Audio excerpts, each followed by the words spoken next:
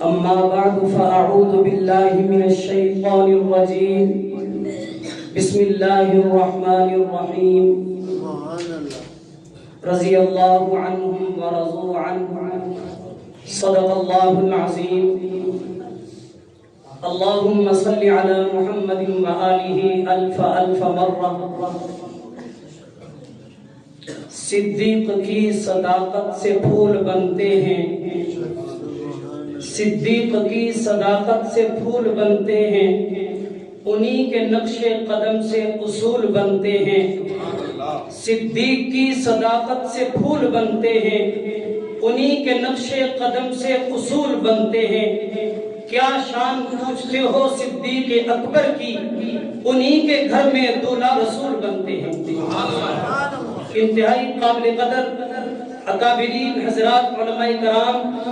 اور میرے ہم مکتب طلباء اعزام آج شام سے 22 جمادی الثانی شروع ہو چکا ہے اور آپ حضرات اس بات سے بخوبی واقف ہیں کہ 22 جمادی الثانی امام برحق خلیفہ اول امام المسلمین خلیفۃ المؤمنین سیدنا صدیق اکبر رضی اللہ تعالی عنہ کا یوم وفات ہے ہم یہ بات لوگوں کے سامنے بیان کیوں کرتے ہیں لوگوں کو بتاتے کیوں ہیں کہ آنے والی نسلوں کے دلوں میں صحابہ اکرام کی محبت کو بٹھا دیا جائے کہ کوئی بھی دنیا میں صحابہ اکرام کی دلوں سے محبت نکالنا چاہے تو ہمارا بچہ بول کر بتائے کہ صدیق اکبر وہ عظیم شخصیت ہیں کہ اس کائنات میں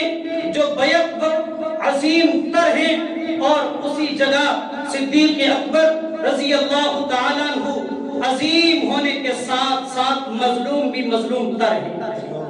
عظیم اس لیے ہیں کہ جناب رسول اللہ صلی اللہ علیہ وسلم نے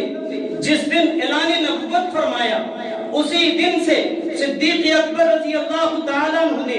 آپ صلی اللہ علیہ وسلم کے ہاتھ پر لبیک کہا سب سے پہلے کلمہ پڑھا جب رسول اللہ صلی اللہ علیہ وسلم نے مال طلب کیا کوئی موقع ضائع نہیں ہونے دیا سب سے آگے بڑھ کر اپنا مال پیش کیا جناب رسول اللہ صلی اللہ علیہ وسلم ہجرت فرمانے لگے سواری کے لیے 2 اونٹیاں پیش کر دی اللہ کے نبی جو پسند ہو اس کے اوپر سواری فرمائیے اللہ کے نبی یہ میرے گھر میں جتنا مال تھا جو پیسہ پڑا ہوا تھا آپ کی خدمت میں پیش کرتا ہوں کہ آپ جہاں چاہیں اس کو صرف فرمائیں اس کو راستہ میں اپنے زادِ راہ کے لیے استعمال فرمائیں پیارے پیغمبر صلی اللہ علیہ وسلم کی زوجہ محترمہ ام المؤمنین سیدہ عائشہ صدیقہ رضی اللہ تعالیٰ عنہ فرماتی ہیں کہ جب ہم مدینہ طیبہ میں آئے میں پہلے اپنے باپ صدیق اکبر کے گھر میں رہا کرتی تھی میرے باپ حضور علیہ السلام کی خدمت میں حاضر ہوتے ہیں اللہ کے نبی آپ اپنی بیوی حضرت عائشہ کی رخصتی کیوں نہیں کر لیتے جبکہ آپ کا نکاح ہو چکا ہے اللہ کے نبی صلی اللہ علیہ وسلم نے فرمایا صدیق ابھی میرے پاس اب مہر کے لیے گنجائش نہیں ہے جب گنجائش ہوگی وسعت ہوگی میں رخصتی کروں گا صدیق اکبر دوڑتے ہوئے واپس آئے اپنے گھر سے 500 درہم اٹھائے اللہ کے نبی کی خدمت میں پیش کر دیے اما عائشہ فرماتی ہیں وہ 500 درہم اللہ کے نبی نے میرے پاس بھیج دیے اور کہا کہ اب رخصتی کا وقت ہو چکا یہ اتنے عظیم ہیں کہ کوئی بھی کام اللہ کے نبی کی رضا کے خلاف ہونے نہیں دیتے لیکن ساتھ ساتھ اتنے مظلوم کیوں ہیں اور مظلوم کیسے ہیں جب اتنا عظیم انسان کہ جس کی اونچائی سے آسمان بھی شرما جائے اور جس کی بلندیوں سے پہاڑ بھی کانپنے لگے اتنا بڑا اونچا پھر وہ مظلوم کیسے ہے آج دنیا میں جس کا جی چاہتا ہے وہ منہ اٹھا کر اسی صدیق کے بارے میں بونکنا شروع کر دیتا ہے میں ذرا الفاظ سب استعمال اس لیے کرتا ہوں کہ لوگوں نے آج ہمیں اتنا سخت کر دیا ہے کوئی صدیق اکبر کے بارے میں بھونکے ہم خاموش رہے تو پھر ہماری زندگی پر لعنت ہے صدیق اکبر رضی اللہ تعالیٰ عنہ کے بارے میں چند دن پہلے آپ نے سنا ہوگا باغ فتح کا معاملہ ایک عورت ٹی وی پر آ کر پہنچتی ہے، وہ کہتی ہے کہ آج میں انصاف کا تقاضا کس سے کروں؟ انصاف کا جنازہ اسی دن نکل گیا تھا جب ابوبکر صدیق نے اماں فاطمہ کو اس کا حق نہیں دیا۔ اور وہ ابوبکر جس نے اپنا گھر، مال، جان، اولاد اللہ کے نبی کے لیے ہر وقت پیش کی، اس کو کہا جا رہا ہے کہ وہ اللہ کے نبی کی بیٹی کا حصہ کھا گیا۔ یہ کہتے ہوئے تمہیں موت کیوں نہ آئی، مر کیوں نہ گئے، تمہارے لیے زمین پھٹ کیوں نہ گئی، آسمان گر کیوں نہ گیا؟ اتنی گستاخی، اتنی گستاخی۔ اماں فاطمہ رضی اللہ تعالیٰ عنہ، مولانا اس پر مزید روشنی ڈالیں گے، میں صرف یہ عرض کرنا چاہتا ہوں کہ صدیق اکبر مظلوم کتنے ہیں۔ آج ہمارے عام نوجوان مسلمان جب دشمنوں کی زبان سے یہ کلمہ سنتے ہیں خاموش ہو جاتے ہیں، جواب دینے کے لیے پاس کچھ نہیں ہوتا۔ میں اپنے ان بھائیوں سے کہنا چاہتا ہوں کہ جب آپ سے کوئی اعتراض کرتا ہے آپ فوراً ان کو جواب دیجئے اور بتائیے اماں فاطمہ رضی اللہ تعالیٰ عنہ بالکل حضرت صدیق اکبر کے پاس خود نہیں گئی، بلکہ آپ نے آدمی بھیجا ہے اور اس نے جا کر مسجد نبوی میں، حضرت ابوبکر صدیق اکیلے نہیں ہیں، حضرت عمر فاروق بھی ہیں، حضرت عثمان غنی بھی ہیں، حضرت علی مرتضیٰ بھی ہیں، حضرت عباس بھی ہیں، حضرت عبد الرحمن ابن عوف، اکابرین صحابہ کرام کا مجمع ہے۔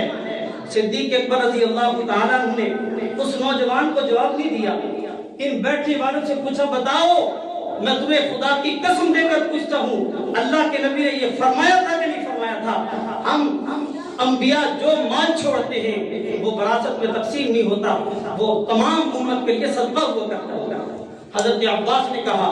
حضرت علی نے فرمایا بے شک ہم نے یہ کلمہ اللہ کے نبی سے سنا ہے، یہ حدیث مبارکہ ہم نے سنی ہے۔ پھر اماں فاطمہ نے سوال کیوں کیا ہے؟ اماں عائشہ فرماتی ہیں حضرت فاطمہ نے بھی یہ حدیث سنی ہے، اور اماں فاطمہ حضرت عائشہ فرماتی ہیں کہ یہی بات ازواج مطہرات میں بھی شروع ہوئی۔ ازواج مطہرات نے کہا کہ حضرت عثمان غنی رضی اللہ تعالیٰ عنہ سے کہ آپ جائیں حضرت ابوبکر صدیق سے فرمائیں کہ ہمارا حصہ ہمیں دیا جائے۔ تو میں نے کہا، حضرت عائشہ فرماتی ہے میں نے کہا تمہیں یاد نہیں ہے اللہ کے نبی نے فرمایا تھا کہ ہم انبیاء کی وراثت تقسیم نہیں ہوتی۔ جب یہ بات میں نے کی تمام ازواج مطہرات نے اپنا ارادہ ترک فرما دیا، فرمایا یا تو یہ بات تھی اماں عائشہ کے ذہن میں نہیں تھی، یا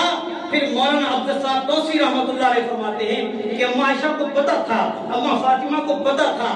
لیکن آپ نے سوال اس لیے کیا کہ کل کو میرے جانے کے بعد میری اولاد میں سے کوئی سوال نہ کرے، تاکہ ان کو بھی پتہ چل جائے۔ اور دوسری بات، اماں فاطمہ رضی اللہ تعالیٰ عنہ عام لوگوں کے سامنے یہ مسئلہ پیش کرنا چاہتی تھی، تمام لوگوں کو پتہ چل جائے۔ اور اماں فاطمہ نے پھر دوبارہ زندگی بھر کبھی اس بارے میں کوئی بات نہیں کی۔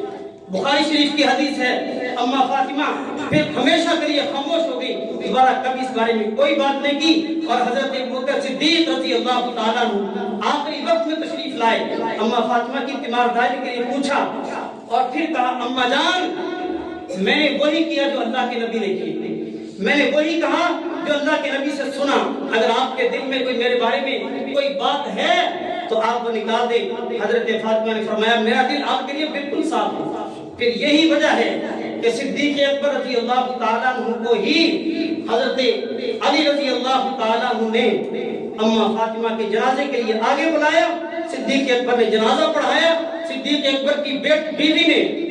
حضرت فاطمہ کو غسل دیا، ان کو کفن دیا اور ان کی میت کو تیار کیا۔ اللہ تعالی ہم سب کو حضرت صحابہ کرام اور خصوصاً صدیق اکبر رضی اللہ تعالیٰ عنہ کے ساتھ محبت کرنے کی توفیق عطا فرمائے۔ آخر دعوانا الحمدللہ۔